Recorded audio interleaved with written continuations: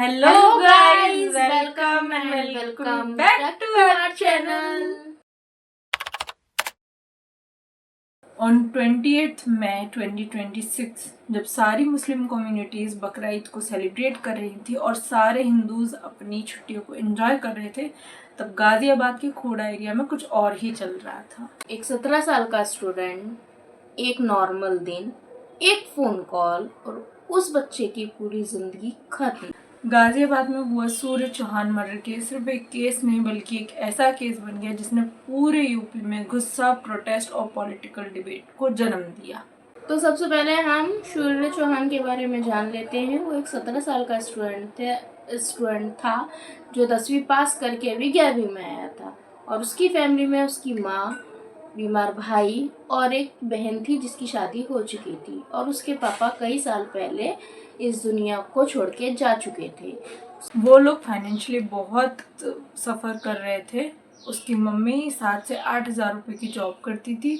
उसकी मम्मी को और उसकी फैमिली को सपोर्ट करने के लिए वो भी छोटा मोटा काम करता रहता था। और जब उसकी 10th पास आउट हुई तो उसकी फैमिली की एक्सपेक्टेशन उससे बहुत हाई हो गई और जो भी नॉर्मल ड्रीम्स होते हैं उन्होंने उसके लिए वो देखा, पर एक दोस्ती और एक लड़ाई के चक्कर में उसकी लाइफ ख़त्म हो। 28 मई सूर्य अपने घर पर था। सूर्य की मम्मी जॉब पर गई थी। समथिंग 3:30 बजे सूर्य को असद नाम के लड़के का एक कॉल आता है। असद कॉल पर उसे ईद की पार्टी करने बुलाता है। सूर्य बोलता है मैं नॉनवेज नहीं खाता हूँ, तो असद बोलता है कोई नहीं, तू ईद विश करने ही आ जा। मीडिया सोर्सेस के अकॉर्डिंग असद और सूर्य की 8 मंथ्स पहले कुछ चीज़ को लेकर फाइट हो गई थी। उसके बाद में उन दोनों ने एक दूसरे से बातचीत करनी बंद कर दी थी और जब असद का 8 महीने बाद उसके पास में कॉल आता है तो वो भी सोचता है कि चले जाता हूँ, मिलना जुलना हो जाएगा।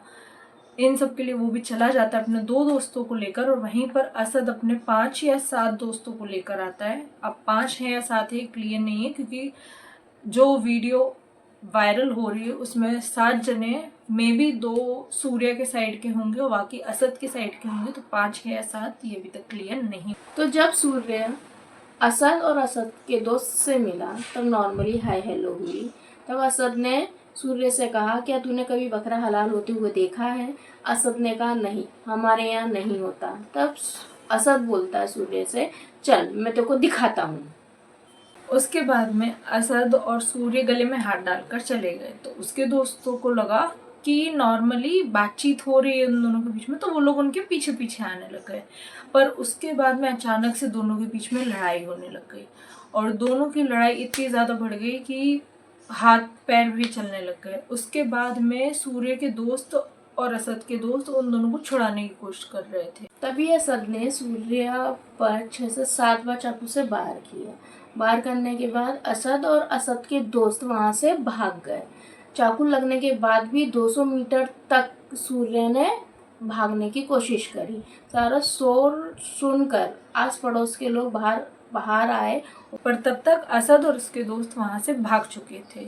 सूर्य की सांसें तब चल रही थी तो उसी के दोस्त वहीं आसपास के कहीं हॉस्पिटल में उसे ले जाकर उसे एडमिट करा, पर कुछ ही घंटों बाद उसने इस दुनिया को छोड़ दिया। और वहीं पर पुलिस असद को और उसके दोस्तों को जो भी इन्वॉल्व थे उन लोगों को ढूंढने की कोशिश कर रहे थे, पर वो लोग मिले नहीं। तो असद के घर पर जब वो लोग गए तब उसके पापा मिले तो उन्हें अरेस्ट कर लिया। ऑन May 30 पुलिस को कहीं से इंफॉर्मेशन मिली कि असद भाग रहा है। जब उस जगह पर पुलिस पहुंची तब असद अपने दोस्त के साथ बाइक पर बैठ के भाग रहा था और पुलिस ने उसे कोऑपरेट और सरेंडर करने के लिए कहा, पर असद ने वहां से गोलीबारी स्टार्ट कर दी, गोली चलाना चालू कर दी। उसी चक्कर में एक कांस्टेबल भी घायल हो गया और उसके बाद असद को भी गोली लग गई, वो भी घायल हो गया। उसी के बाद उसको हॉस्पिटल ले जाया गया, बट वो असद अब हमारे बीच में नहीं है।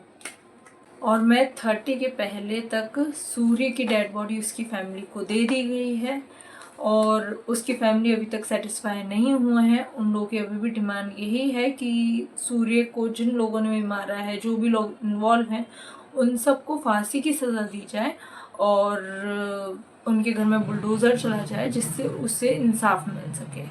और लड़ाई का रीज़न अभी तक क्लियर नहीं है। कुछ सोर्सेज के अकॉर्डिंग बोला जा रहा है कि उन लोगों की बाइक के पीछे लड़ाई हुई थी, और कुछ सोर्सेज के अकॉर्डिंग ये कहा जा रहा है कि सूर्य और असद की बहन का कुछ रिलेशन था, उसके कारण ये सब लड़ाई हुई थी। तो इस तरह सूर्य चौहान का केस खत्म होता है। जो भी आप अपडेट आएंगी तो आपको कम्युनिटी पोस्ट पर मिल जाएंगी। तब तक के लिए आप हमें सब्सक्राइब कीजिए और नोटिफिकेशन बेल ऑन कर दीजिए इसी टाइप की जानकारी के लिए, जिसमें true crime stories, horror stories and personal experiences share किए जाएंगे। और अगर आपको ये वीडियो पसंद आई है तो लाइक करें, शेयर करें और सब्सक्राइब करें।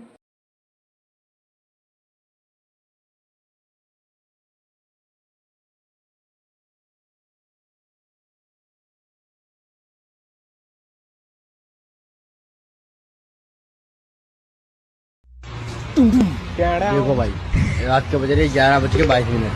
तुम्हारे भाई ने एक मटर मार दिया, तुम्हारा भाई कुछ निकले अंदर जा रहे हैं, ठीक है?